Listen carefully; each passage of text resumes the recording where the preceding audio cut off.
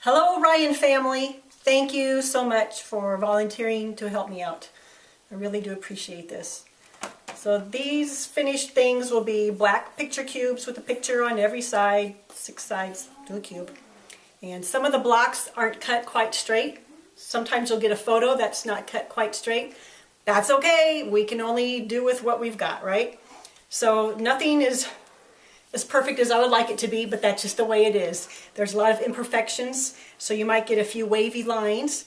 That's just going to happen. Don't worry about it. You can't mess this up is what I'm trying to say. I'm going to give you blocks that are already painted, so you don't have to worry about that.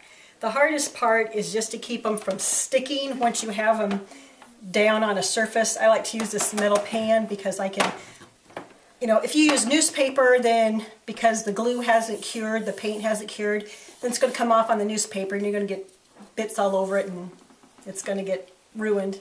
And if that happens, that's okay because I've got more. We can, don't worry about anything. You can't mess it up. But I'm flipping these around quite a bit as they dry and cure so they don't stick to things.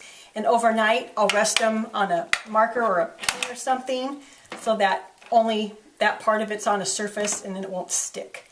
So I think that's the toughest part, and to watch out for the runs that you get with the Mod Podge. Okay, so you've got your brick like this. Here's how I'm doing it. You might have a different way. That sounds good to me.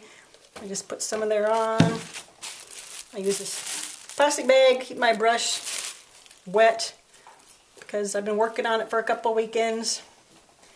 Some of these ends are very rough. The guys in the shop are doing the best they can. Oops, that's more than I would normally put on. But, you just got to go your own way. Somebody helped me and they put on a whole gob. It dried, it did just fine anyway. Is there an upside down? Well, you can kind of decide that. I don't really think so. Sometimes I try to make them go all the same direction as much as I can, but no big deal.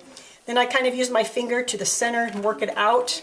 But then I don't want to touch all that glue because it'll get sticky just like Elmer's glue and it'll leave peelings.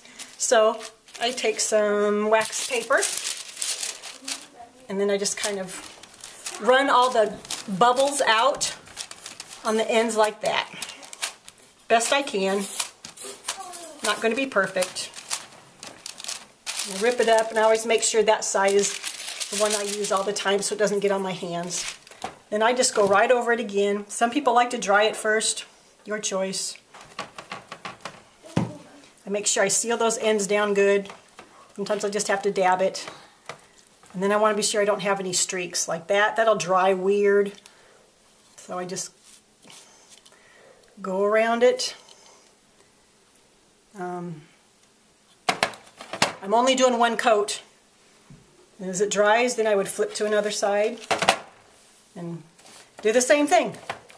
So that's about all there is to it. Thank you very much.